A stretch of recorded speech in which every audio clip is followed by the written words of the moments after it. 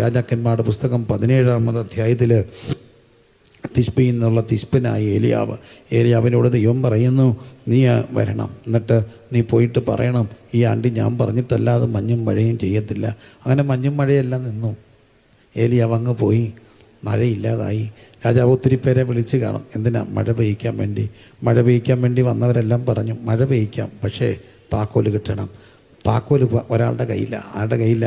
ഏലിയാവിൻ്റെ കയ്യില്ല. അവരെല്ലാവരും തപ്പിപ്പോയി, എവിടെ കിട്ടാൻ? പൂട്ടി താക്കോലുമായിട്ട് സ്വർഗത്തിൻ്റെ താക്കോൽ ഭൂമി നമ്മളിലൊക്കെ ഏൽപ്പിച്ചിരിക്കുകയല്ലേ, നീ പറയുന്ന പോലൊക്കെ നടക്കത്തില്ലേ? പൂട്ടി താക്കോലുമായിട്ട് ഈ ദാസനങ്ങ് പോയി, ഇനി തുറക്കണമെങ്കിൽ താക്കോൽ കിട്ടണം. തപ്പി നടക്കുക. ഒടുവിൽ കണ്ടുമുട്ടിപ്പം പറഞ്ഞു, നീയാണ് കഷ്ടപ്പെടുത്തുന്നവൻ. ഞാനല്ല, നീയാ കഷ്ടപ്പെടുത്തുന്നവൻ. ഒടുവിൽ കർമ്മേലിൻ്റെ പർവ്വതത്തിൽ അവരെല്ലാം കൂടെ കൂടി ബാലിൻ്റെ 450 പ്രവാചകന്മാർ വന്ന് ശക്തരായി നിൽക്കുകയാണ്. ഇവിടെ പ്രവാചകൻ ഒറ്റയ്ക്കാണ്. ഒരു കാര്യം ഓർത്തോണേ, ആ ഭൂമിയിൽ എന്നും പോരാട്ടത്തിൽ പ്രവാചകൻ ഒറ്റയ്ക്കായിരിക്കും. ഒറ്റയ്ക്ക് നിന്ന് പോരാടേണ്ടി വരും. പക്ഷേ ആ പോരാട്ടത്തിൽ അവർക്ക് സമയം കൊടുത്തു. ഉച്ചവരെ അവർ വലിയ കാര്യങ്ങൾ ചെയ്തു. പക്ഷേ ഒന്നും സംഭവിച്ചില്ല. ഒടുവിൽ ഈ പ്രവാചകൻ പറയുന്നുണ്ട്, ഉറക്ക വിളിക്ക്. അദ്ദേഹം വിളിക്ക് പോയിരിക്കുകയായിരിക്കാം, ഉറങ്ങുകയായിരിക്കാം, ഉണർത്തിക്ക്. കാരണം ഇച്ചിരി ഒരു കളിയാക്കൽ അതിനകത്തുണ്ട്. ഒടുവിൽ താനും അതെല്ലാവരുടെയും പരാജയപ്പെട്ടപ്പോൾ 12 കല്ലൊക്കെ എടുത്ത് ഗോത്രസംഖ്യയ്ക്ക് ഒത്തവണ്ണം യാഗപീഠമൊക്കെ ക്രമീകരിച്ച് കാളയൊക്കെ മുറിച്ച് കിടത്തി ഒറ്റ പ്രാർത്ഥന, ലളിതമായൊരു പ്രാർത്ഥന ഇതായിരുന്നു, ഞാൻ നിൻ്റെ ദൈവമെന്നും ഈ പറഞ്ഞൊക്കെ നീ അങ്ങ് പറഞ്ഞിട്ടാണ് ചെയ്തതെന്നും ഒന്നിൽ തെളിയിച്ചേക്കണേ. സിമ്പിൾ ഒരു പ്രാർത്ഥന. തീ ഇറങ്ങി. ഒരു കാര്യം ഓർക്കുക, കർമ്മേലിൻ്റെ പോരാട്ടത്തിൽ തീ ഇറക്കുന്ന ഒരു ദൈവമുണ്ട്. പ്രവാചകനും വിശ്വാസികൾക്ക് എന്നും പോരാട്ടത്തിൻ്റെ ഒരു പർവ്വതത്തിൽ നിൽക്കേണ്ടി വരും. അവിടെ ഒറ്റയ്ക്ക് നിൽക്കേണ്ടി വരും. പക്ഷെ ഓർത്തോണേ, ഒറ്റയ്ക്ക് നിന്നാലും നമ്മൾ ഒറ്റയ്ക്കല്ല. തീ ഇറക്കുന്ന ദൈവം ഇന്നുമുണ്ട്. വിശ്വാസ ജീവിതം ഒരു പോരാട്ട ജീവിതം. ഞാൻ കണ്ടിട്ടുണ്ട് ഒത്തിരി തകർന്ന കുടുംബങ്ങളിൽ നിന്നൊക്കെ വരുന്നവർ. ഒരാൾ ആ വീട്ടിലുണ്ടെങ്കിൽ പോരാടി നിൽക്കേണ്ടി വരും. ഒത്തിരി തകർച്ചകളുടെ വീട്. പക്ഷെ ഒരാൾ വിശ്വാസത്തോടെ ആത്മനിറവോടെ നിൽക്കാനുണ്ടെങ്കിൽ ഒറ്റയാളിലൂടെ ആ കുടുംബത്തെ ഉദ്ധരിക്കുന്ന ദൈവപ്രവൃത്തി വെളിപ്പെടാൻ കഴിയും. പോരാട്ടത്തിൽ പതറാതെ നിൽക്കണം. ശുശ്രൂഷ ചെറിയൊരു കാര്യമല്ല, സഭാ ശുശ്രൂഷ ചെറിയൊരു കാര്യമല്ല. ചില ദേശമൊക്കെ ചെന്ന് നിൽക്കുമ്പോൾ വല്ലാതെ പോരാടി നിൽക്കേണ്ടി വരും. എനിക്കറിയാവുന്ന ഒരു ദൈവദാസൻ കടന്നുപോയ പാതകൾ കേട്ടിട്ട് പോലും എനിക്ക് അത്ഭുതം തോന്നിപ്പോയി. ഞാനും അങ്ങനെയുള്ള ഏതാണ്ട് ചില ഭാഗങ്ങളിൽ കൂടെയൊക്കെ കടന്നു പോയിട്ടുണ്ട്. വിശ്വാസത്തിൻ്റെ ആ പ്രവർത്തനത്തിൻ്റെ ആദ്യ ദിവസങ്ങളിൽ രക്ഷിക്കപ്പെട്ട് വന്നൊരു സഹോദരി അവിടെ കൊച്ചു ടെൻറ്റിനകത്ത് യോഗം നടക്കുമ്പോൾ ഓടിക്കേറി വന്നിട്ട് മണ്ണെണ്ണ ഒഴിച്ച് ഹോളിനകത്തം കത്തിച്ചു. ഹോളിനകത്ത് കത്തിത്തീരുക. നോക്കി പിന്നെന്താ വാരിക്കുക? പോരാട്ടം. പക്ഷെ പോരാട്ട ഭൂമിയിൽ ഇതൊക്കെ സംഭവിച്ചാലും ഒറ്റയ്ക്ക് നിന്നാലും തീ ഇറക്കുന്ന ദൈവമുണ്ട്. ഇന്നവിടെ വലിയൊരു പ്രവർത്തനമുണ്ട്. ഒത്തിരി ആത്മാക്കൾ കൂടി വരുന്നു. എന്താ കാര്യം? ദേശത്തിൻ്റെ ആ അവസ്ഥകളൊക്കെ മാറി കർത്താവിൻ്റെ ദാസൻ അവിടെ അംഗീകരിക്കപ്പെട്ടു, മാനിക്കപ്പെട്ടു, ഉയർത്തപ്പെട്ടു, ആത്മാക്കളെ നൽകി. ഒറ്റ കാര്യം, പക്ഷേ എല്ലാവരും പോരാടിയാ വളർന്നു വരുന്നേ. ഒറ്റയ്ക്ക് നിന്ന് പോരാടേണ്ടി വന്നാലും ഒരു കാര്യം മറക്കരുത്, കർമ്മയിലെ ദൈവം നമുക്ക് വേണ്ടി ഇറങ്ങി വരുന്ന ദൈവമാണ്. കരങ്ങളടിച്ച് സ്തുതിച്ച് ഈ രാത്രി ചില വീടിന് വേണ്ടി ഒറ്റയ്ക്ക് പോരാടി ഭർത്താവ് ചിലപ്പോൾ അത്രയും ആത്മീയതായിരിക്കത്തില്ല, മക്കൾ കാണത്തില്ല. അമ്മ ഒറ്റയ്ക്ക് നിന്ന്, അച്ഛൻ ഒറ്റയ്ക്ക് നിന്ന് ഉപവസിച്ച് പ്രാർത്ഥിക്കുമ്പോൾ എത്ര കാലമാണ് ഞാനിങ്ങനെ ഉപവസിക്കേണ്ടത്, എന്തുമാത്രം പോരാടണം, മടുക്കരുത്. ഈ പോരാട്ട ഭൂമിയിൽ നിനക്ക് വേണ്ടി തീ ഇറക്കുന്ന ഒരു ദൈവമുണ്ട്. ഉപവാസം കുറയ്ക്കരുത്, പ്രാർത്ഥന കുറയ്ക്കരുത്, അർദ്ധരാത്രി പ്രാർത്ഥന കുറയ്ക്കരുത്, യാമപ്രാർത്ഥന കുറയ്ക്കരുത്. എഴുന്നേറ്റിരുന്ന് പോരാടി പ്രാർത്ഥിക്കുമ്പോൾ ആ പോരാട്ടത്തിൽ തീ ഇറക്കുന്ന ഒരു ദൈവമുണ്ട്. അൾട്ടിമേറ്റ് ജയം കർത്താവ് നമുക്ക് തരും. എല്ലാവരും സ്തുതിച്ച്, അല്പസമയം എല്ലാവരും സ്തുതിച്ച്, ഹല്ലേലൂയ. എന്മനമേ നീ യഹോവയെ വാഴ്ത്തുക, എൻ്റെ സർവ്വ അന്തരംഗമേ അവിടുത്തെ വിശുദ്ധനാമത്തെ വാഴ്ത്തുക. എന്മനമേ യഹോവയെ വാഴ്ത്തുക, അവൻ്റെ ഉപകാരങ്ങളൊന്നും മറക്കരുത്. തീയിറക്കുന്ന ഒരു ദൈവം ഇന്നുമുണ്ട്. ഞാൻ പലയിടത്തും പങ്കുവെച്ചിട്ടുള്ള ഒരു ഉദാഹരണം, ഒരു ജീവിതാനുഭവം വീണ്ടും വന്ന് ഈ ഒരു സാഹചര്യത്തിൽ പറയണം തോന്നി. പോരാട്ട ഭൂമിയിൽ നമ്മൾ ഒറ്റയ്ക്ക് നിൽക്കേണ്ടി വരും. ഒരു രാത്രി ഞാനത് പലയിടത്ത് പങ്കുവെച്ചിട്ടുണ്ട്. ഒരു രാത്രി ഒരമ്മ പ്രാർത്ഥിക്കാൻ വേണ്ടി വന്നു. ഇന്നേക്ക് കുറേ വർഷങ്ങൾക്ക് മുമ്പ് ആ രാത്രി ഇന്നും എനിക്ക് ഓർമ്മയുണ്ട്. 11 മണി അടുത്ത ആ ഒരു സമയത്താണ് അവർ പ്രാർത്ഥിക്കാൻ വരിക. ദൂരെ നിന്നാണ് വരിക. അവർ അക്രൈസ്തവ സമൂഹത്തിൽപ്പെട്ടൊരു കുടുംബമാണ്. അവിടെ അമ്മയ്ക്കൊരു വിഷാദത്തിൻ്റെ പ്രയാസം. ആരോ പറഞ്ഞ് ഇങ്ങനെയൊരു ദൈവദാസനുണ്ട്, അവിടെ പോയി പ്രാർത്ഥിക്കാൻ എൻ്റെ പിതാവൊക്കെ ഉള്ളപ്പോഴാണ്. അപ്പോൾ അവിടെ വന്നു പ്രാർത്ഥിച്ചു. പ്രാർത്ഥനയിൽ അവർക്കൊത്തിരി സുഖം ലഭിച്ചു. അവർ ചിരിച്ചു, അവർ ഭക്ഷണം കഴിച്ചു, അവർ ജലപാനം നടത്തി. അങ്ങനെ അവരുടെ അവസ്ഥകൾക്കൊക്കെ വ്യത്യാസം ഉണ്ടായി. ആ സഹോദരി അമ്മ ചോദിച്ചു, ഞാനിന്ന് രാത്രി എനിക്ക് തിരിച്ചു പോകാൻ ബുദ്ധിമുട്ടാണ്, കാരണം അവിടെ ചെന്നാൽ എനിക്ക് പേടിയാണ്. ഞാൻ ഈ പാസനേജ് എനിക്ക് ഭയങ്കര വ്യത്യാസം തോന്നുന്നു, ഞാനിവിടെ കിടന്നോളം പറഞ്ഞു. ആ അമ്മ അവിടെ കിടന്നു. മക്കളെല്ലാം തിരിച്ചുപോയി. ഒരു സമൂഹം ആരെയും കൊണ്ട് വന്നത്. അവിടെ മക്കളും മരുമക്കളും ഭർത്താവും എല്ലാം അവരെല്ലാം തിരിച്ചുപോയി. ശാന്തമായി അമ്മ അവിടെ കിടന്നു. അർദ്ധരാത്രിയിലൊക്കെ ഞങ്ങൾ പ്രാർത്ഥിച്ച് കഴിഞ്ഞ് നോക്കുമ്പോൾ അമ്മ ഉറക്കമാണ്. ഇടയ്ക്ക് എപ്പോഴും എൻ്റെ ഭാര്യ നോക്കിയപ്പോഴൊക്കെ ആ അമ്മ ഉറക്കമാണ്. വെളുപ്പിനെ കുഞ്ഞുങ്ങളെ വിടാൻ വേണ്ടി എഴുന്നേറ്റ് എൻ്റെ ഭാര്യ, ഞങ്ങൾ ഒത്തിരി ലേറ്റായിട്ടാണ് കിടന്നത്, ചെന്ന് നോക്കുമ്പോൾ അമ്മ ഉറങ്ങുന്നു. അവളെ കുറച്ച് കഴിഞ്ഞ് ചായയുമായിട്ട് അമ്മച്ചി ചെന്ന് വിളിക്കാൻ നോക്കിയപ്പോൾ ആ ഇച്ചയി അവിടെ ഇല്ല. അവിടെ എവിടെയെങ്കിലും കാണും. ഇച്ചിരി കഴിഞ്ഞപ്പോൾ എന്നെ ഒന്ന് വിളിച്ചു, ഇച്ചയി അവിടെ ഇല്ല. ഞാൻ പറഞ്ഞു മുറ്റത്ത് എവിടെയെങ്കിലും കാണും. മുറ്റത്തെല്ലാം നോക്കി ഇച്ചയില്ല. അപ്പോൾ എനിക്കും പേടിയായി, ഇച്ചയില്ല. ഓടിപ്പോയി മുക്കിനും മൂലയിലും ബസ് കയറുന്ന കവലിലും എല്ലാം നോക്കി, ഇച്ചയില്ല. പെട്ടെന്ന് സഹോദരന്മാരെ എല്ലാം വിളിച്ച് കുഞ്ഞുങ്ങളെല്ലാം വന്നു. എല്ലാവരും പടപടപടപടാന്ന് ഓടാൻ തുടങ്ങി. ടൗണിൽ നോക്കി, അവിടെ നോക്കി, ഇവിടെ നോക്കി, എല്ലായിടത്തും നോക്കി, ഇച്ചയില്ല. കുറച്ച് കഴിഞ്ഞ് പുറകെ ഫസ്റ്റ് ബസ് പോയതിൻ്റെ പുറകിലെല്ലാം ഞങ്ങൾ പോയി നോക്കി, എങ്ങുമില്ല. ഉച്ചയാകാറായി. ഒരു 9-10 മണിയായപ്പോൾ അവിടെ വീട്ടിൽ നിന്ന് ആൾ വന്നു. എൻ്റെ അപ്പ ഇങ്ങനെ ചാരുകസേര കിടക്കുക. ആ വന്നപ്പോൾ ആ ചേച്ചിയുടെ ഭർത്താവ്, പ്രായമുള്ളൊരച്ഛൻ, തന്നെത്താൻ ഇടിച്ചുകൊണ്ട് വലിച്ച് വെച്ച് ഇടിച്ച് കൊട്ടയാൻ ഒരു മനുഷ്യൻ കസേരയുടെ കാൽക്കലോട്ടങ്ങ് വീടി. എൻ്റെ പൊന്ന് പാസ്റ്ററേ, എനിക്ക് എൻ്റെ ഭാര്യയെത്താ, എൻ്റെ വസ്തു മുഴുവൻ എഴുതി തരാം, എന്തിനാ അവളെ പാത്തു വെച്ചേക്കുന്നേ? എൻ്റെ ഭാര്യ എന്തിനാണ് നിങ്ങൾ പാത്തു വെച്ചേ? അവരെ എനിക്ക് കിട്ടിയേ ഒക്കത്തുള്ളൂ. ഞാൻ എനിക്കുള്ളതെല്ലാം തന്നേക്ക്, എനിക്ക് വേറെ ഒന്നും വേണ്ട, എനിക്ക് എൻ്റെ ഭാര്യ മതി. നിസ്സഹായരായി കേൾക്കാനേ ഒക്കുന്നുള്ളൂ. ബന്ധുക്കൾ വരുന്നു, സുഹൃത്തുക്കൾ വരുന്നു, അവിടെ ആൾക്കാർ വരുന്നു. എല്ലാവരും അക്ഷമരായി നോക്കി നിൽക്കുക. ഏത് നിമിഷവും ഇത് മാറും. ഞാൻ പോലീസ് സ്റ്റേഷനിൽ അറിയിച്ചപ്പം CI സാറ് പറഞ്ഞു, നമുക്കിപ്പം തൽക്കാലം ഒന്ന് ബ്ലോക്ക് ചെയ്ത് വെക്കാം, നോക്കാം കിട്ടുമോന്ന്. ഇത് ഭയങ്കര വിഷയമാകല്ലോ. എന്നാൽ ലോക്കൽ TV ഒരു ആഡ് കൊടുക്കാം. സുഹൃത്ത് പറഞ്ഞ് ഇപ്പം ചെയ്യണ്ട, ഇത് വലിയ വിഷയമാകും. കാരണം തലേ രാത്രി അക്രൈസ്തവയായ ഒരമ്മയെ പാസനേജ് പ്രാർത്ഥിക്കാനാക്കിച്ചിട്ട് പോയിട്ടപ്പം കാണുന്നില്ലെന്ന് പറഞ്ഞ എല്ലായിടത്തും തപ്പാൻ മക്കൾ പോയി. ഞാൻ ഹോളിൽ പോയി. കെട്ടിയടയ്ക്കാത്തൊരു ഹോള്, അന്ന് പരിപരുത്ത തറ കമന്ന് അവിടെ കിടന്നു. തമ്പുരാനെ, മിറ്റം നിറച്ചവരുടെ ആൾക്കാരാ. ഏത് നിമിഷവും രൂപം മാറും, ഭാവം മാറും. ഇപ്പോൾ അവർ ശാന്തരാ. ഒരു ആഴക്കടലിൻ്റെ കൊടുങ്കാറ്റിന് മുമ്പിലുള്ള ശാന്തത പോലെ ഏത് നിമിഷവും എന്തും സംഭവിക്കാം. പക്ഷേ ഈ ചെയ്യെ കിട്ടാതെ ഞാൻ എഴുന്നേക്കത്തില്ല. ഞാനവിടെ കമന്നവിടെ കിടന്നു. ഇടയ്ക്ക് ഭാര്യ വന്ന് ചോദിച്ച്, കാപ്പിയോ വല്ലതും വേണോ? വേണ്ട. ഒരു ഉച്ചയാകാറായപ്പോൾ എൻ്റെ ഭാര്യ ഓടി വന്നിട്ട് പറഞ്ഞു, ഞങ്ങളുടെ വീട്ടിൽ നിന്ന് കുറച്ചുകൂടെ മുമ്പോട്ട് പോകുമ്പോൾ റോഡ് സൈഡിൽ ഞങ്ങളുടെ കുടുംബമുണ്ട്, അവർ കിണറുണ്ട്, ആ കിണറ്റിൽ ആരോ കിടപ്പുണ്ടെന്ന് പറയുന്നു. വരുന്നുണ്ടോ? ഞാൻ പറഞ്ഞു ഞാൻ വരത്തില്ല. അവൾ ഓടിപ്പോയിട്ട് തിരിച്ചു വന്ന് പറഞ്ഞ്, ഇച്ചയ്യ കിണറ്റിൽ കിടപ്പുണ്ട്, ചത്തിട്ടില്ല, ഒരു പോച്ചയെ പിടിച്ച് കിടപ്പുണ്ട്. ഞാൻ ചെല്ലുമ്പോൾ 1.5 ആ വെള്ളത്തിൽ പൊങ്ങി ഒരു പോച്ചയെ പിടിച്ച് ഇങ്ങനെ വിറച്ച് നിൽപ്പുണ്ട്. ഫയർഫോഴ്സ് വന്നു, ഈ ചെയ്യെ പുറത്തെടുത്തു. ഞാൻ ചോദിച്ചു, എന്താ പറ്റിയ ചെയ്? ഗേറ്റിൻ്റെ അവിടെ നിൽക്കുമ്പോൾ ഏതോ ഒരു സ്ത്രീ റോഡിൽ നിന്ന് വിളിച്ച പോലെ തോന്നി. ബാ ബാ ബാ ബാ ബാ. അവിടെ പുറകെ പോയി.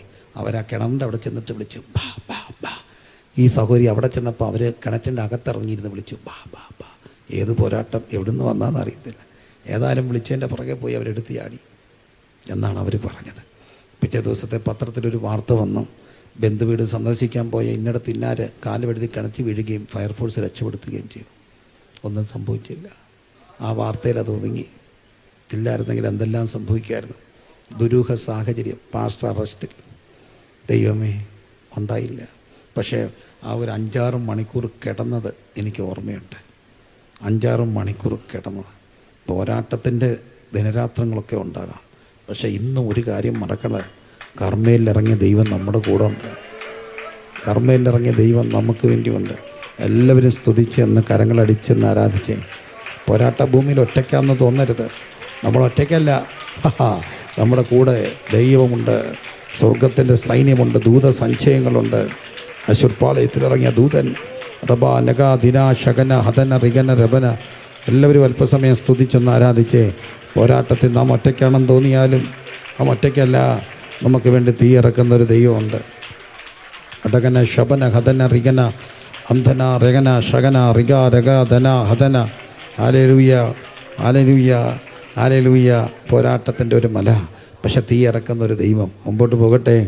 ഇനി ഒരു മല, ഗാഗുൽത്ത മല. എന്താണ് കാകുലിത്ത മലയിൽ കാണുക? മൈക മനുഷ്യനാൽ പാപവും പാപത്താൽ മരണവും ലോകത്തിലേക്ക് കടന്നു വന്നു. മനുഷ്യരെല്ലാം പാപികളായത് ഏകലംഘനത്താൽ. പാപത്തിന് ശേഷം മക്കളുണ്ടായതുകൊണ്ട് മക്കൾക്കും പാപ സ്വഭാവം കിട്ടി. നാം ഇന്ന് പാപം ചെയ്ത് പാപിയാകിയല്ല, പാപി ആയതുകൊണ്ട് എന്ത് ചെയ്യുക? പാപം ചെയ്യുക. മക്കളെ, കട്ട് കള്ളനാകുകയാണോ? കള്ളനായതുകൊണ്ട് കക്കുകയാണോ? കട്ട് കള്ളനാകുകയാണോ? കള്ളനായതുകൊണ്ട് കക്കുകയാണോ? കട്ട് കള്ളനാകുകയാണോ? കള്ളനായതുകൊണ്ട് കക്കുകയാണോ? കുഞ്ഞുങ്ങളെ, കട്ട് കള്ളനാകുകയാണോ? കള്ളനായതുകൊണ്ട് കക്കുകയാണോ? കട്ട് കള്ളനായതുകൊണ്ട് കട്ട് കള്ളനാകുക എന്നുള്ളവരൊന്ന് കൈപൊക്കിക്ക്. ആരുമില്ല. കള്ളനായതുകൊണ്ട് കട്ടുക എന്നുള്ളൊരു കൈപൊക്കിക്ക്. അതാ അതിൻ്റെ സത്യം. കള്ളനായതുകൊണ്ടാണ് എന്ത് ചെയ്തേ? കട്ടപ്പളെ നമ്മൾ അറിഞ്ഞുള്ളെങ്കിലും അകത്തെല്ലാവരുടെയും അകത്ത് എന്തോ കിടപ്പുണ്ട്? കള്ളത്തരം കിടപ്പുണ്ട്. ഒരു കള്ളത്തരം എല്ലാവരുടെയും അകത്തില്ലേ? ഇല്ലേ? ആ, ഉണ്ട്. എല്ലാവരുടെയും അകത്തില്ലേ? അതിനല്ലേ ഓരോരുത്തർ ഫോൺ ചെയ്തിട്ടിട്ട് ആരാ വിളിച്ചെന്ന് ചോദിച്ചാൽ എന്നോട് എൻ്റെ മോൻ പറയാം, ഞാൻ പപ്പായെ അങ്ങോട്ട് വിളിച്ചുകൊണ്ടിരിക്കുകയായിരുന്നു. അവനാരാ മോൻ? ആ പയ്യ അങ്ങോട്ട് വിളിച്ചുകൊണ്ടിരിക്കുകയായിരുന്നു. ഞാൻ എപ്പം വിളിച്ചാലും അവൻ ബിസി. അവൻ പറയുന്നത് ഇങ്ങോട്ട് വിളിക്കുകയായിരുന്നു. ഇങ്ങോട്ട് വിളിച്ചാൽ കോള് വരണ്ടേന്ന് അറിയാനുള്ള പൊട്ടനാണ് ഞാനെന്ന് അവനറിയത്തില്ല. എന്നാലും എൻ്റെ മോനെ, എല്ലാവർക്കും എന്തോ അറിയാം. ചെറിയ പണ്ടത്തെ പിള്ളേരൊക്കെ ഇറക്കുമായിരുന്നു, ഐഡിയക്കാർ വിളിച്ചുകൊണ്ടിരിക്കുകയായിരുന്നു അല്ലേ? അപ്പോൾ എന്തെല്ലാം കള്ളത്തരങ്ങൾ. ഇതെല്ലാം കള്ളത്തരമാണ്. എന്തുകൊണ്ടാണ് കള്ളനായെന്ന് ചോദിച്ചാൽ, പണ്ടൊരു കുഞ്ഞ് എല്ലാ ദിവസവും പേന മൂട്ടിക്കുക. മക്കളെ, മോഷണം ഒരു കലയാണെന്നവൻ തെളിയിച്ചു. എല്ലാ പേനയും മൂട്ടിച്ച് പിള്ളേരുടെ കയ്യിലൊന്നും പേനയില്ല. അവസാനം പേരൻസ് കംപ്ലൈൻറ്റ് ചെയ്തു. ഈ കൊച്ചൻ്റെ അപ്പനെ സ്കൂളുകാർ വിളിച്ചു വരുത്തി. അപ്പം വലിയ ഗവൺമെൻറ് ഓഫീസറാണ്. വന്നപ്പോൾ സാറന്മാർ വഴക്ക് പറഞ്ഞ്, മോശമല്ലേ, പിള്ളേരുടെ എല്ലാം പേന മൂട്ടി കംപ്ലൈൻറ്റ് കൊണ്ടിരിക്കാൻ വയ്യ. ഇറങ്ങി വന്നപ്പം മോൻ ചിരിച്ചുകൊണ്ട് നിൽപ്പുണ്ട്. അപ്പൻ ഉടനെ ചോദിച്ചെന്ന്, എൻ്റെടാ നീ എന്തിനാടാ സ്കൂളിൽ നിന്ന് പേന അടിച്ചു മാറ്റിയത്? എടാ, എന്നോട് പറഞ്ഞാൽ പോരായിരുന്നോടാ, പേന വേണമെങ്കിൽ ഞാൻ ഓഫീസിൽ നിന്ന് അടിച്ചുകൊണ്ട് പറ്റത്തില്ലായിരുന്നു. അപ്പോൾ അപ്പൻ എവിടെ നിന്ന് അടിച്ചു മാറ്റി? ഓഫീസിൽ നിന്ന് അടിച്ചു മാറ്റി. മോൻ എവിടെ നിന്ന് അടിച്ചു മാറ്റി? സ്കൂളിൽ നിന്ന് അടിച്ചു മാറ്റി. യഥാ പിതാ തഥാ സുത, യഥാ മാതാ തഥാ പുത്രി. ചിലപ്പോഴും നമ്മുടെ ഈ പിള്ളേർ കിടന്ന് വിറയ്ക്കത്തില്ല, ഇങ്ങനെ വിറയ്ക്കത്തില്ലേ? വിറയ്ക്കുമ്പോൾ ചെല്ല് പറഞ്ഞിട്ടുണ്ട്, യോ ആ ചത്തുപോയ മാവി എങ്ങോട്ട് പോയെന്ന് നോക്കണ്ട, അവരുടെ മൂക്ക് വിറയ്ക്കുന്നത് കണ്ടിട്ടില്ലേ? ഭൂതം കയറിയാന്ന്. ഭൂതമൊന്നും അല്ല. യഥാ മാതാ തഥാ, ആ മാവിയെപ്പോലെ അനന്തരത്തി. കണ്ടിട്ടില്ലേ? അതുപോലെ കാണിക്കും. നമ്മുടെ അമ്മ കാണിക്കുന്ന പോലെ. ചില പിള്ളേർ കണ്ടിട്ടില്ലേ, ഇങ്ങനെ മടക്കി കുത്തിയിട്ട് കോളറെ കുലുക്കുന്നേ? അവരുടെ അപ്പനും അതുപോലെ കുലുക്കും. അങ്ങനെയാണ്. യഥാ മാതാ തഥാ പുത്രി, യഥാ പിതാ തഥാ സുത, യഥാ രാജ തഥാ പ്രജ, യഥാ പാസ്റ്റർ തഥാ വിശ്വാസി. നമ്മുടെ ചില വിശ്വാസികളെല്ലാം തന്നെ ഇപ്പോഴും എനിക്ക് കാണാം. യോഗത്തിൻ്റെ ഇപ്പം കണ്ടിട്ടില്ലേ, നിലത്തിരുന്നിട്ട് പ്രൈസ് ദി ലോർഡ്, ഹല്ലേലൂയ ഹല്ലേലൂയ ഇങ്ങനെ ആടുന്ന കത്തോലിക്കരെ കണ്ടിട്ടുണ്ടോ? പക്ഷെ പെന്തക്കോസ്ത് സഭയെ മിക്ക സഹോദരിമാരും മിക്ക പാസ്റ്റർമാരും സ്തോത്ര ഇങ്ങനെ ആടും. എന്താ കാര്യം ചോദിച്ചാൽ, സ്റ്റേജിൽ ഇരുന്നുകൊണ്ട് ഒരാൾ ഹല്ലേലൂയ ആടുന്ന പാസ്റ്ററുടെ വിശ്വാസി എന്തു ചെയ്യും? ആടിക്കൊണ്ടേയിരിക്കും. അപ്പം അങ്ങനെയൊക്കെയാണ്. അപ്പം യഥാ പാസ്റ്റർ തഥാ വിശ്വാസി. അങ്ങനെ പാപം മനുഷ്യ ജീവിതത്തിലേക്ക് കടന്നു വരുന്നു. എല്ലാവരും പാപം ചെയ്തു. ഇനി പാപത്തിൻ്റെ ശമ്പളം എന്താണ്? മരണമാണ്. മരണം വേട്ടയാടി. ഇനി മരിക്കാതിരിക്കാൻ എന്തോ ചെയ്യണം? നിയമം കൊടുത്താണ് ന്യായപ്രമാണം. സുവിശേഷത്തിൻ്റെ കാതലായ സത്യം ഇത്രയേ ഉള്ളൂ. ന്യായപ്രമാണം കൊടുത്തു. നിയമം രക്ഷിക്കാനോ ശിക്ഷിക്കാനോ? നിയമം രക്ഷിക്കാനോ ശിക്ഷിക്കാനോ? നിയമം രക്ഷിക്കാനോ ശിക്ഷിക്കാനോ? രക്ഷിക്കാൻ. പക്ഷേ നിയമം അനുസരിച്ചില്ലെങ്കിൽ അതെന്താകും? ശിക്ഷയാണ്. ഉദാഹരണം പറഞ്ഞാൽ, ഹെൽമെറ്റ് വെക്കണമെന്നുള്ളത് രക്ഷിക്കാനോ ശിക്ഷിക്കാനോ? രക്ഷിക്കാൻ. ഹെൽമെറ്റ് വെച്ചില്ലെങ്കിൽ ശിക്ഷ കിട്ടും. സിമ്പിളാണ്. ഞങ്ങളുടെ റാന്നിയിൽ പോലീസ് ബൈപ്പാസ് ചെയ്യുന്ന വണ്ടി ചെക്കിങ് നടത്തുക. ഒരു പാസ്റ്റർ വന്നു അതുവഴി. ഇന്ന് നടന്ന സംഭവമാണ്. പാസ്റ്റർ വന്നപ്പം പുള്ളി ഹെൽമെറ്റ് വെച്ചിട്ടില്ല. ചെന്നിട്ട് സാറിനോട് പറഞ്ഞു, സാർ ഞാനൊരു പാസ്റ്ററാണ്, ഞാൻ പെട്ടെന്ന് ധൃതി വെച്ച് പോവുകയായിരുന്നു സാർ.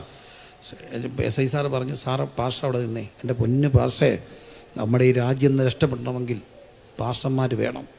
മദ്യപാനവും എല്ലാം അങ്ങ് കൂടുക. പക്ഷേ പാസ്റ്ററെ പോലുള്ളവർ പ്രസംഗിച്ചാലേ മനുഷ്യർക്ക് പാപബോധവും നീതിബോധവും ഉണ്ടാകത്തുള്ളൂ. പക്ഷേ എൻ്റെ പൊന്നു പാസ്റ്ററെ, കഴുത്തിന് മീതി തലയുണ്ടല്ലേ പ്രസംഗിക്കാനൊക്കത്തുള്ളൂ. അതുകൊണ്ട് പാസ്റ്റർക്ക് തല വേണമെന്നുള്ളത് സമൂഹത്തിൻ്റെ ആവശ്യമായതുകൊണ്ട് എല്ലാവർക്കും 500, പാസ്റ്റർക്ക് 700. എന്താ കാര്യം ചോദിച്ചാൽ, പാസ്റ്റർക്ക് തല വേണമെന്നുള്ളത് നമ്മുടെ ആവശ്യമാണ്. അപ്പം ഒരു കാര്യം, രക്ഷാകാരണമായ നിയമം നമുക്ക് എന്തായിട്ട് മാറി? ശിക്ഷാകാരണമായിട്ട് മാറി അല്ലേ? നമ്മളോട് ദൈവം പറഞ്ഞു, മുഖത്തെ വേർപ്പോടെ നീ എന്ത് ചെയ്യണം? ഉപജീവനം കഴിക്കണം എന്ന് പറഞ്ഞാൽ വേർക്കാതെ ഒരിക്കലും എന്ത് ചെയ്യരുത്, കഴിക്കരുത്. ഗാന്ധിജിയും പഠിപ്പിച്ചു ബ്രെഡ് ഫോർ ലേബർ. പൗലൂസം പറഞ്ഞു കൈകൊണ്ട് അധ്വാനിക്കാത്തവൻ അങ്ങനെ ചെയ്യാൻ പാടില്ല, കൈകൊണ്ട് അധ്വാനിക്കണം, വേലയുടെ മഹത്വം വർദ്ധിപ്പിക്കുക. അതുകൊണ്ട് മുഖത്തെ വേർപ്പോടെ നീ എന്ത് ചെയ്യും? ചുരുക്കത്തിൽ അർത്ഥം ഇത്രയേ ഉള്ളൂ, കഴിക്കണമെങ്കിൽ എന്ത് ചെയ്തിരിക്കണം? വേർതിരിക്കണം. പക്ഷെ നമ്മളാരും കഴിപ്പ് കുറച്ചില്ല, പക്ഷേ എന്ത് കുറച്ചു? വേർക്കുന്ന കുറച്ച്. കാറയിൽ എ സി, വീട്ടിൽ എ സി, അവിടെ എ സി, എന്തിനേറെ പറ്റ കൈയടിച്ചൊന്ന് ഹോളിൽ പോയി ആരാധിക്കുമായിരുന്നു. ഇപ്പോൾ ഹോളും എന്തായി? എ സി ആയി. എല്ലാ ഹോളും എ സി ആയി. അപ്പോൾ എ സി ആയപ്പം വേർക്കുന്നേ ഇല്ല. വേർക്കാതിരുന്ന് കഴിക്കാൻ തുടങ്ങിയപ്പോൾ നമുക്ക് ശിക്ഷ കിട്ടി. അതാണ് ഷുഗർ. ചോദിച്ചേ ഒക്കത്തുള്ളൂ. ആരെങ്കിലും കാപ്പി എടുത്താൽ ഉടനെ ചോദിക്കും വിത്ത് വേണോ, വിത്തവിട്ട് വേണോ, വിത്ത് വേണോ, വിത്തവിട്ട് വേണം. വിത്തവിട്ടില്ലാത്ത ഭൂരിപക്ഷം വിത്തവട്ട അല്ലേ? ഭൂരിപക്ഷം വിത്തവട്ട. അപ്പം വിത്തവിട്ടും അങ്ങനെ ഷുഗറും പ്രഷറും കൊളസ്ട്രോളുമായി. ഡോക്ടറെ എടുത്തപ്പോൾ ഡോക്ടർ പറഞ്ഞു 45 മിനിറ്റ് എങ്ങനെ ചെയ്യണം? കൈ വീശി നടക്കണം. ശരിക്ക് വേർത്താൽ ഇതങ്ങ് മാറും. സത്യമാണ്. അങ്ങനെ വെളുപ്പിനെ നടക്കാൻ ഇറങ്ങിയവർ പേടിച്ച് വരണ്ട് വണ്ടി ഇടിക്കുന്നു. ഞാനൊരു ദിവസം ചെങ്ങന്നൂക്ക് റെയിൽവേ സ്റ്റേഷനിൽ കൊണ്ടുവിടാൻ റാന്നിന്ന് വരിക. അപ്പോൾ എൻ്റെ കൂടെ ഒരു പാസ്റ്റർ വിജയകുമാറുണ്ട്, ജെയ്സൺ പാസ്റ്റർക്ക് അറിയാം അല്ലേ? വിജയകുമാർ പാസ്റ്ററുണ്ട്, ഇന്ന് പവർ മിഷനിലെ ഒരു പ്രെയർ കോർഡിനേറ്ററാണ്. പുള്ളി എന്നെ ബൈക്കിൽ കൊണ്ട് വെളുപ്പിലത്തെ ട്രെയിൻ ഇവിടെ കയറ്റി എങ്ങാണ്ട് പോകാൻ വേണ്ടി വരിക. ഞാൻ പുലർക്കാലം കണ്ട വന്ന് കിടന്നിട്ട് ഈ പാസ്റ്റർ എന്നെ പൊക്കിയെടുത്ത് കൊണ്ടുവരിക. അവിടെ പോയി അങ്ങ് ഒരുങ്ങി പോകാൻ വേണ്ടി പെട്ടെന്ന് ചാടി പെട്ടിയെടുത്ത് വെച്ച് പോരുക. ഞാൻ വണ്ടിയുടെ പുറകിരുന്ന് ഉറങ്ങിയപ്പം പുള്ളിക്കാരനോട് പറഞ്ഞു, എൻ്റെ അച്ചാച്ച ഉറങ്ങരുത്, ഉറങ്ങിയ അച്ചാനും വീഴും ഞാനും വീഴും. ബൈക്ക് കാറല്ല, ഇത് ബൈക്കാണ്. ഞാൻ പറഞ്ഞു എൻ്റെ പൊന്നുമോനെ ഉറക്കം താങ്ങാൻ വയ്യ, നീ ഒരു കാര്യം ചെയ്യ്, എവിടെങ്കിലും ഒരു റോഡിൽ പൈപ്പ് കണ്ടാൽ നിർത്തിയേക്കാൻ പറഞ്ഞു. ഞങ്ങളിങ്ങനെ വരുമ്പോൾ കോഴഞ്ചേരി റൂട്ടിൽ ഒരാൾ നടന്നു വരുന്നു. രാവിലെ കൈയൊക്കെ വീശി നടക്കുകയാണ്. ഇങ്ങനെ അദ്ദേഹത്തെ ഓവർടേക്ക് ചെയ്യുകയും റോഡിലൊരു പൈപ്പ് കണ്ടു. പുള്ളി പറഞ്ഞു താണ്ടെ പൈപ്പേ, ഒറ്റ ചവിട്ട്. ഞാൻ മുണ്ടൊക്കെ മടക്കി കുത്തി വെളുപ്പാങ്കാലത്ത് ബൈക്കിൻ്റെ പുറകെ ഇരിക്കുക, ഷൂസൊക്കെ ഇട്ടിട്ടുണ്ട്. ചാടി ഇറങ്ങി ഈ മനുഷ്യൻ അയ്യോ എന്ന് വിളിച്ചുകൊണ്ട് ഒരു ഓട്ടം. അയ്യോ എന്നെ ഓട്ടം ഓടിയേ. കാരണം പുള്ളി ഓർത്താറുണ്ട് കൊട്ടാശൻ്റെയും തപ്പി ഒരു ഓട്ടം ഓടി. ഇപ്പോഴും ഉറക്കം വരുമ്പോൾ അതൊന്നും ഉറക്കം എന്തൊരു ഓട്ടമായിരുന്നു. പേടിച്ച് വരുന്നുണ്ട് എല്ലാവരും ഈ നടക്കാൻ പോകുന്നത്. കാരണം ഒന്നീ പട്ടി കടിക്കും, അല്ലേ വണ്ടി, എന്നിട്ടും പോവുക. എന്താ കാര്യം? വേർക്കണം, വേർക്കണം. അപ്പം മുഖത്തെ തെറ്റ് ചെയ്താൽ എന്ത് കിട്ടും? ശിക്ഷ കിട്ടും. ഈ ശിക്ഷ കിട്ടുമെന്നറിഞ്ഞിട്ടും മനുഷ്യൻ തെറ്റ് ചെയ്തു. അതാണ് ശിക്ഷാവധി. പക്ഷേ ദൈവകോടതിക്ക് ഒരു പ്രശ്നമുണ്ട്. എല്ലാ ലോകകോടതിയും ശിക്ഷ ഇവിടെ കൊണ്ട് തീരും. പക്ഷെ ദൈവകോടതിയുടെ പ്രശ്നം മരിച്ചാലും പൊക്കി എടുത്തുകൊണ്ട് നിർത്തും. ബാക്കി എല്ലായിടത്തും മരിച്ചു തീർന്നു. 40 വർഷം കഠിന തടവ്, 20 വർഷം മരിച്ചുപോയി, അടുത്ത 20 വർഷം മൊബൈൽ മോർച്ചറി വെക്കുമോ? ഇല്ല. അപ്പോഴേ ശിക്ഷ തീർന്നു. ചത്തപ്പം ശിക്ഷ തീർന്നു. ദൈവകോടതി അങ്ങനെയല്ല നാട്ടാരെ, മരിച്ചാലും പൊക്കി എടുത്തുകൊണ്ട് നിർത്തും. പ്രകൃതി മുഴുവൻ തെളിവ് നൽകും, ഒന്നും രഹസ്യമായിട്ട് നിൽക്കത്തില്ല. അപ്പോൾ അതുകൊണ്ട് ഒരിക്കൽ മരിക്കുകയും പിന്നെ ന്യായവീതിയും ദൈവം മനുഷ്യർക്ക് എന്ത് ചെയ്തിരിക്കുക? വെച്ചിരിക്കുകയാണ്. മറന്നു പോകരുതേ. ശിക്ഷ കിട്ടുമെന്നറിഞ്ഞിട്ടും മനുഷ്യൻ തെറ്റ് ചെയ്യാൻ തുടങ്ങി. അപ്പം ദൈവം ശിക്ഷ കഠിനമാക്കി. അതാണ് ശാപം വരുമെന്ന് പറഞ്ഞത്. ശപിക്കുമെന്ന് പറഞ്ഞത് ഒരിക്കലും ശപിക്കാൻ വേണ്ടിയല്ല കേട്ടോ. ദൈവം ശപിക്കുന്ന ദൈവമല്ല. പിന്നെ എന്തിനാ ശാപം വരുമെന്ന് പറഞ്ഞത്? മക്കളെ മനുഷ്യർക്ക് ഇഷ്ടമാണ്. മനുഷ്യരെല്ലാം കഷ്ടപ്പെടുന്നതും ജീവിക്കുന്നതും ആർക്ക് വേണ്ടിയാ? മക്കൾക്ക് വേണ്ടിയാ. മക്കൾ നിങ്ങളെന്നെ എന്താ ചെയ്തു, നിങ്ങളെനിക്ക് എന്നാ തന്നു എന്നൊക്കെ ചോദിച്ചാൽ നിങ്ങൾക്കല്ലാതെ പിന്നെ ആർക്കാ കൊടുത്തേ? വേറെ ആർക്കെന്തോ കൊടുത്തെന്നാണ് ഈ പറയുന്നത്. കഷ്ടപ്പെട്ടതെല്ലാം ഈ മക്കൾക്ക് വേണ്ടിയാ അല്ലേ? മക്കൾക്ക് വേണ്ടി ജീവിച്ചു. ഇനി മക്കൾക്ക് വേണ്ടി ജീവിച്ചവർ അത് കഴിഞ്ഞ് ആർക്ക് വേണ്ടി ജീവിക്കുക? കൊച്ചു മക്കൾക്ക് വേണ്ടി ജീവിക്കുക.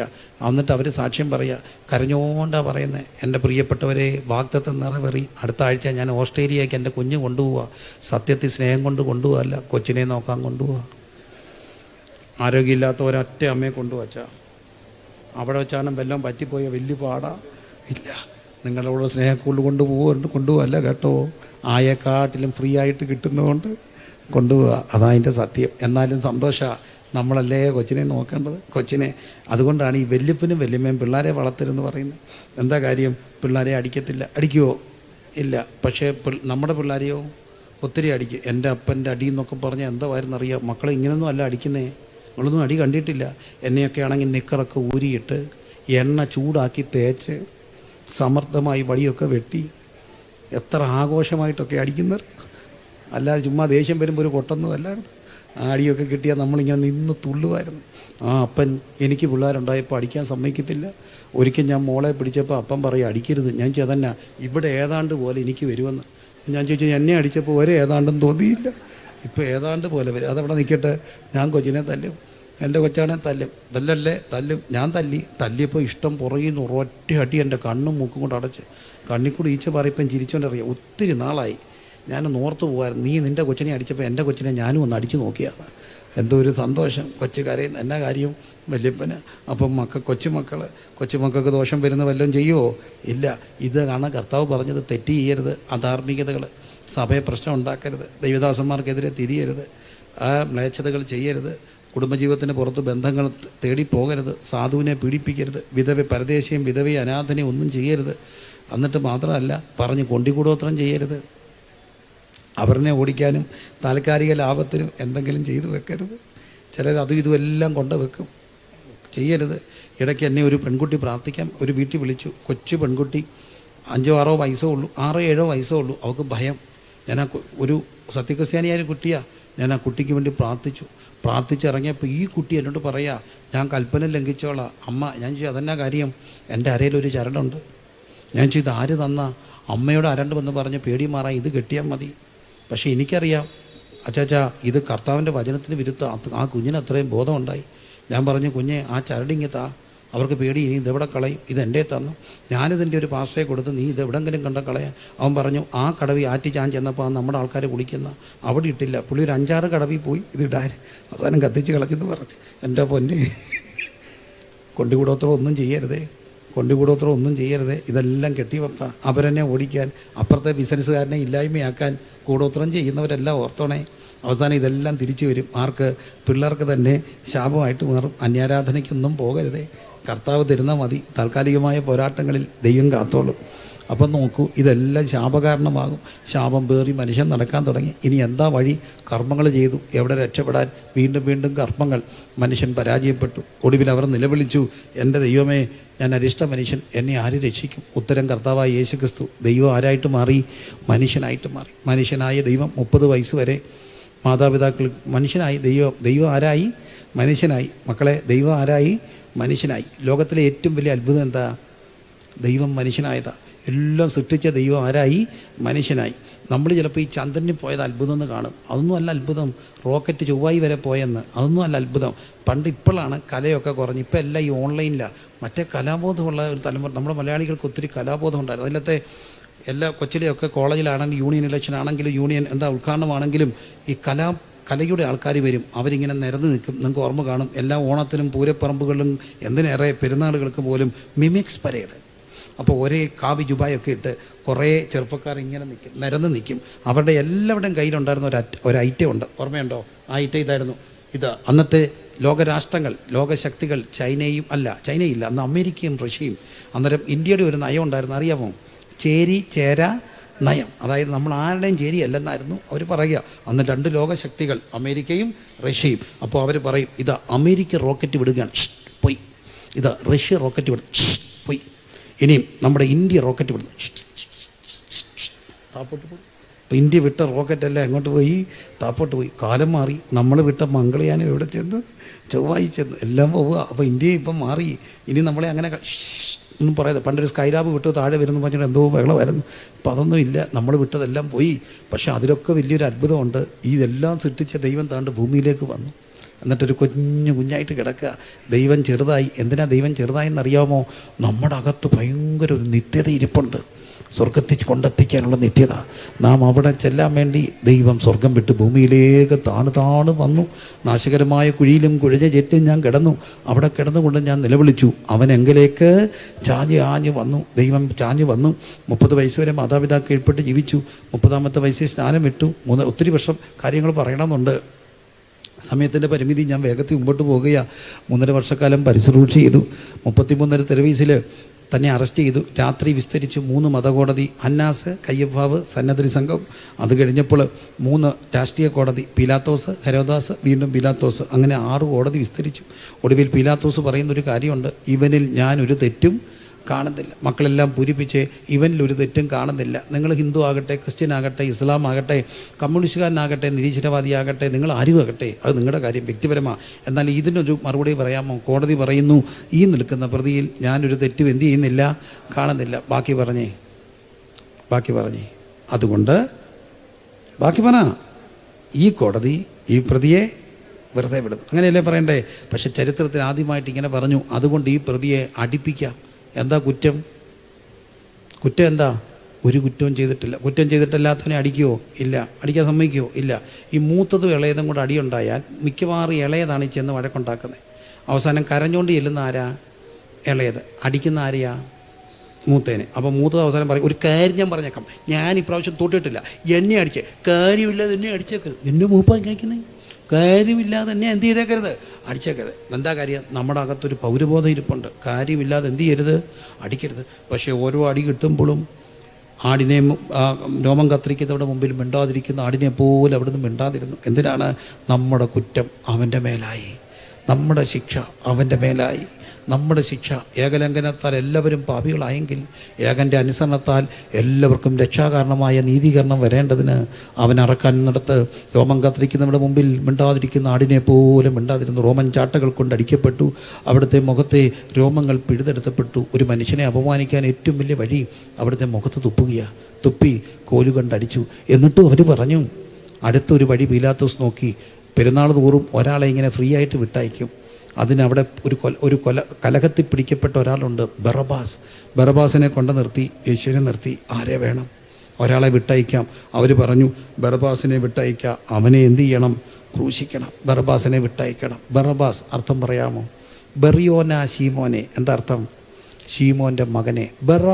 അബാസ്, അബ്ബായുടെ മകൻ, അപ്പൻ്റെ മകൻ. അതാണ് അബാസ്, അബ്ബായുടെ മകൻ. ബറബാസിനെ കൊണ്ട് നിർത്തി, ഏകജാതനായ പുത്രനെ കൊണ്ട് നിർത്തി. ആരെ വേണം? അവർ പറഞ്ഞു, യേശുവിനെ ക്രൂശിക്ക്,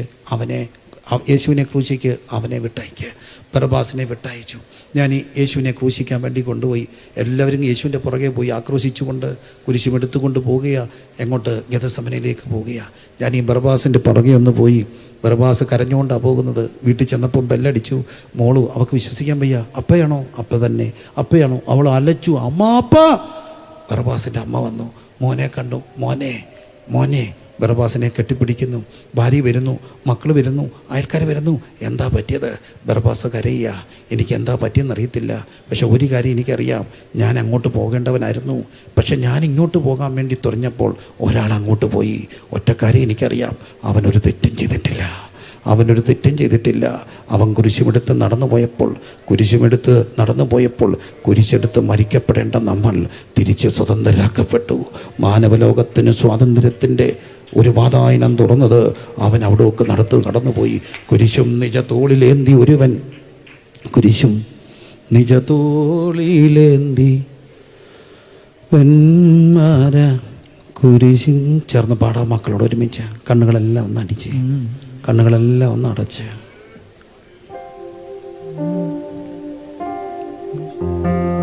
കുരിശും നിജ തോളിലെടു തൊരുവൻ ഗിരിമേ കയറി പോകുന്ന കാഴ്ച കാണിൻ. കുരിശും നിജ തോളിലെടു തൊരുവൻ ഗിരിമേ കയറി പോകുന്ന കാഴ്ച കാണിൻ. അവനീശസുതൻ മഹിമോന്നതനാ, അവനീശ്വരരിൽ ബഹുവന്ദിതനാ. അവനീശസുതൻ മഹിമോന്നതനാ, അവനീശ്വരരിൽ ബഹുവന്ദിതനാ. അവനീവിധ മേഴസമാന മുഴന്നതു കാണിൻ. പാപികളാ നരർക്കാ കുരിശും നിജ തോളിലെടു തൊരുവൻ ഗിരിമേ കയറി പോകുന്ന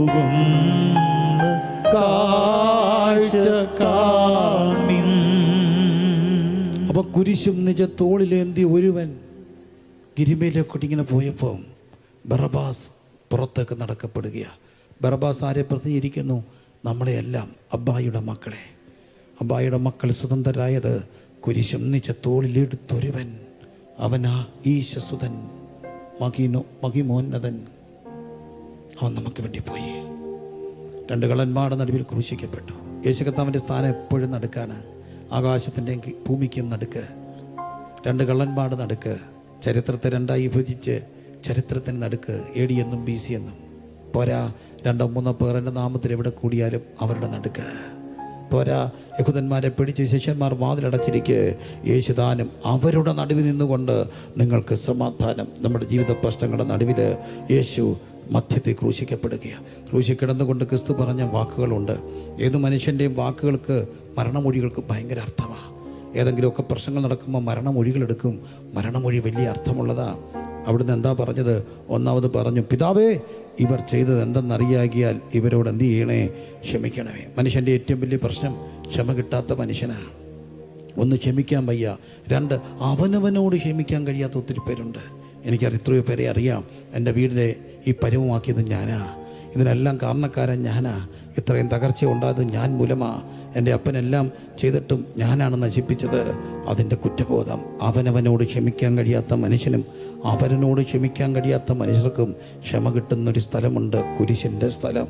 അതുകൊണ്ടാണ് ഇന്ത്യൻ മഹാനുഭാവൻ ഒരിക്കൽ പ്രസംഗിച്ചപ്പം ഒരു സാധു മിഷണറി ഇങ്ങനെ ചോദിച്ചു. ഷേക്സ്പിയറിൻ്റെ നാടകത്തിൽ ഒരു കഥാപാത്രത്തെ കൊണ്ട് നിർത്തുകയാണ്. അവൾ പറയുന്നു, മുഴുവൻ രക്തക്കറകൾക്കും എൻ്റെ അറബിയിലെ സുഗന്ധദ്രവ്യങ്ങൾക്ക് എൻ്റെ കയ്യിലെ രക്തക്കറ കഴുകാൻ കഴിയുമോ? ഞാൻ എന്ത് ചെയ്യണം? ഈ സ്ത്രീയെ കൊണ്ടുവന്ന് നിർത്തിയിട്ട് ചോദിച്ചു, ജോസഫ് പാറ്റ്കർ, അവക്കെന്ത് ശിക്ഷ കൊടുക്കണം? മഹാനുഭാവൻ പറഞ്ഞു, ഉപ്പ് തിന്നവൻ വെള്ളം കുടിക്കണം, തെറ്റ് ചെയ്തവൻ ശിക്ഷ അനുഭവിക്കണം. പക്ഷേ യേശു പറഞ്ഞു, നിങ്ങളുടെ പാപം എത്ര കട്ടിച്ചുവപ്പായിരുന്നാലും അതിനെ ഹിമം പോലെ വെളുപ്പിക്കുന്ന കുഞ്ഞാണ്ട പുണ്യാഹ രക്തമുണ്ട്. ഇന്ന് രാത്രി കുരിശിൽ നിന്ന് പാഞ്ഞൊഴുകുന്ന രക്തപ്പടയാളി വന്ന് അവൻ്റെ ചങ്ക് കുത്തി തുറന്നു.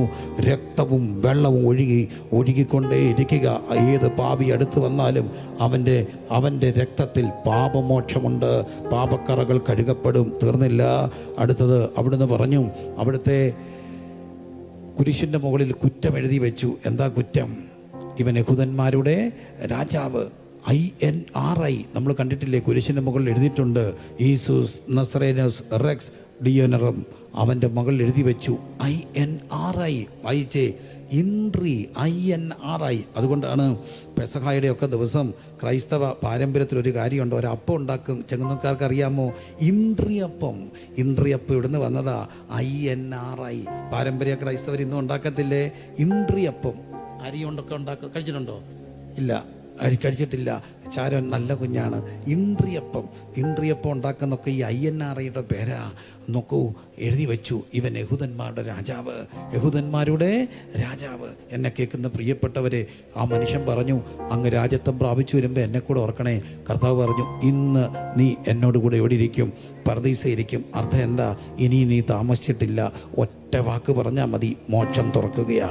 ഒറ്റ വാക്ക്. അത് വാർദ്ധക്യത്തിലാകട്ടെ, ശൈശവത്തിലാകട്ടെ, യൗവനത്തിലാകട്ടെ, ജീവിതത്തിൻ്റെ എപ്പോഴും ഇടനാഴിയിലാകട്ടെ, യേശുവേ, ഞാനൊരു പാപിയാണ്, അങ്ങനെ സ്വീകരിക്കണമെന്ന് ഒരു വാക്ക് പറഞ്ഞാൽ തുറക്കപ്പെടുന്ന മോക്ഷത്തിൻ്റെ പർദീസയുടെ ഒരു വാതിലുണ്ട്. ഇനിയും താമസിച്ചിട്ടില്ല. എന്നെ കേൾക്കുന്ന സഹോദര, ഇന്ന് രാത്രി നമ്മുടെ രാത്രിയാ.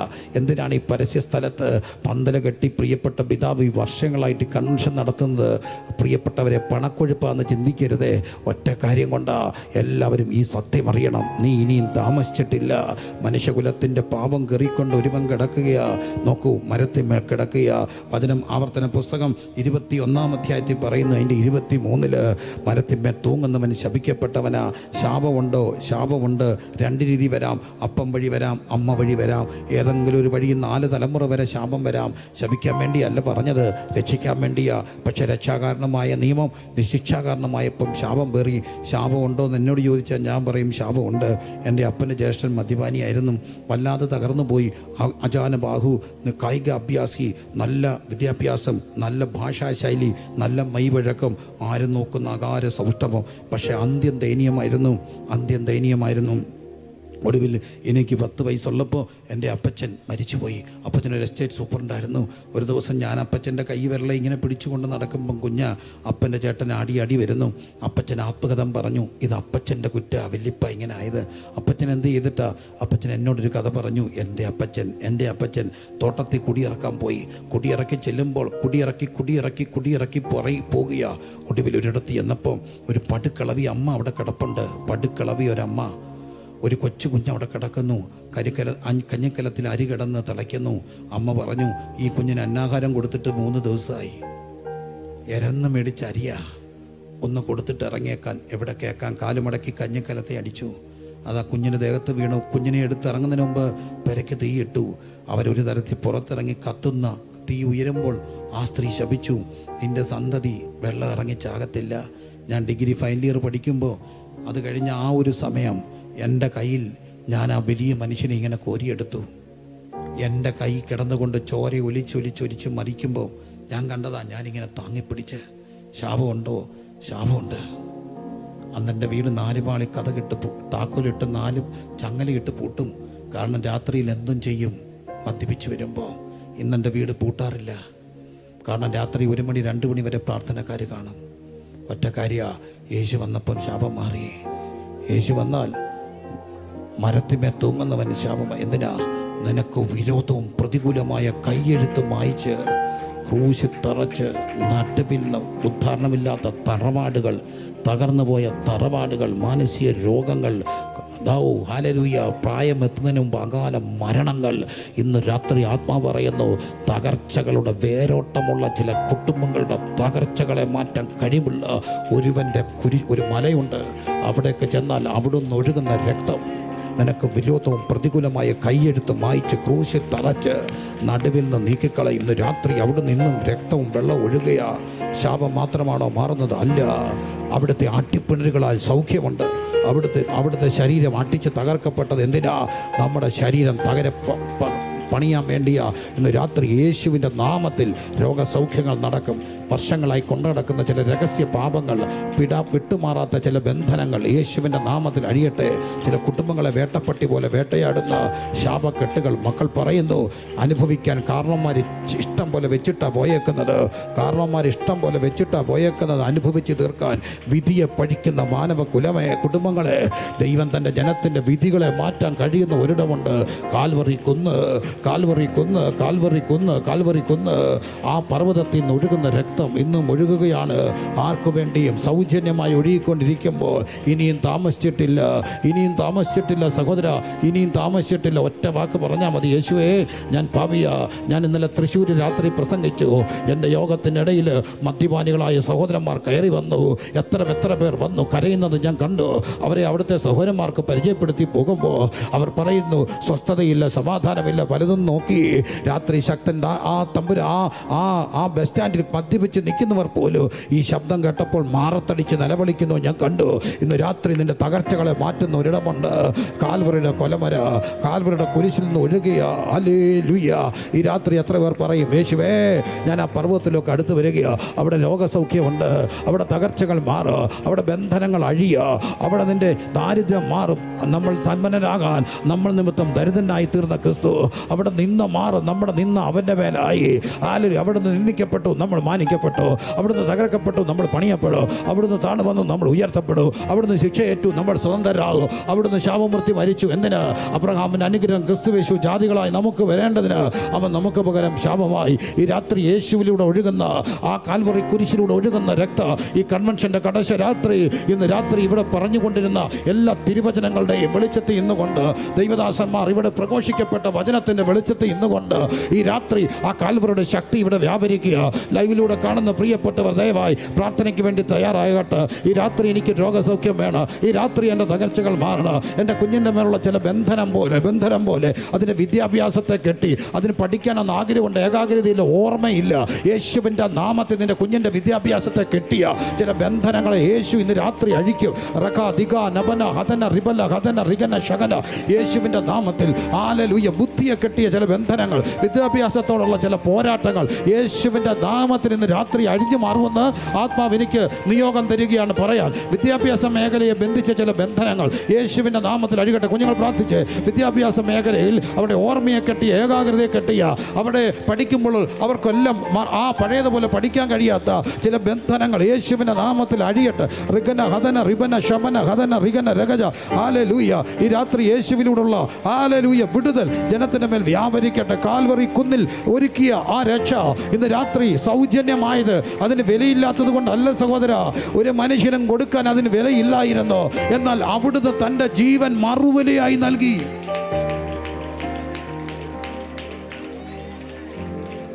മനുഷ്യോത്തരം വന്നത് നല്ല ജീവൻ മറുവിലയായി നൽകും. ഈ രാത്രി എനിക്കൊരു പ്രാർത്ഥന ആവശ്യമുണ്ട്. അങ്ങനെയുള്ളവർ ദൈവസന്നിധിയിൽ ഒന്ന് എഴുന്നേറ്റ് ഇന്നാട്ട് ഞാൻ നിങ്ങൾക്ക് വേണ്ടി പ്രാർത്ഥിക്കാൻ പോകുകയാണ്. എനിക്ക് ഈ വചനം പറഞ്ഞുകൊണ്ടിരിക്കുമ്പോൾ എന്നോട് ആത്മാവ് സംസാരിക്കുന്ന പോലെ തോന്നുന്നു.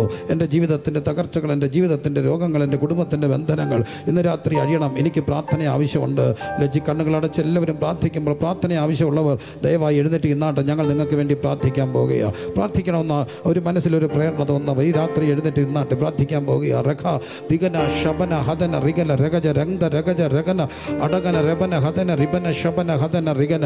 ഹല്ലേലൂയ, ഹല്ലേലൂയ, ഹല്ലേലൂയ. പിതാവേ, യേശു കർത്താവിൻ്റെ നാമത്തിൽ ഈ രാത്രി കാൽവറി കുരിശിൽ നിന്ന് ഒഴുകുന്ന രക്തത്തിൻ്റെ ശക്തി, അവിടെ നടന്ന ജയഭേരി മുഴക്കിയ വിജയ ഈ മക്കളുടെ വിജയമായി മാറട്ടെ. യേശുവിൻ്റെ നാമത്തിലൂടെ ബന്ധനങ്ങൾ അഴിയട്ടെ. അവിടെ രോഗത്തിൻ്റെ കെട്ടുകൾ അഴിയട്ടെ. അവിടെ കർത്താവേ ചില കുഞ്ഞുങ്ങളുടെ വിദ്യാഭ്യാസ മേഖല ബന്ധിച്ച ബന്ധനങ്ങൾ യേശു കർത്താവിൻ്റെ നാമത്തിൽ അഴിഞ്ഞു മാറാൻ ഞങ്ങൾ കർത്താവിൻ്റെ നാമത്തിൽ പ്രാർത്ഥിക്കുന്നു. രോഗബന്ധനങ്ങൾ അഴിയട്ടെ. ഉയർന്ന ഡയബറ്റിക്കുകൾ യേശുവിൻ നാമത്തിൽ സുഖപ്പെടട്ടെ. യേശുവിൻ നാമത്തിൽ ബ്ലഡ് പ്രഷർ സുഖമാകട്ടെ. കിഡ്നിയുടെ മേലുള്ള ഇൻഫ്ലമേഷൻ യേശുവിൻ്റെ നാമത്തിൽ സുഖമാകട്ടെ. അത്ഭുതകരമായ രോഗസൗഖ്യങ്ങൾ, ശരീരത്തിലുള്ള നീരുകൾ യേശുവിൻ നാമത്തിൽ, നീർവീഴ്ചകൾ യേശുവിൻ നാമത്തിൽ സുഖപ്പെടട്ടെ. ഇന്ന് രാത്രി അട്ടിപ്പിണരുകളാലുള്ള സൗഖ്യം കർത്താവിൻ്റെ നാമത്തിൽ ജനത്തിനുമേ ഞങ്ങൾ ചോദിച്ചു വാങ്ങുന്നു. ആട്ടിപ്പിണരുകളാലുള്ള സൗഖ്യം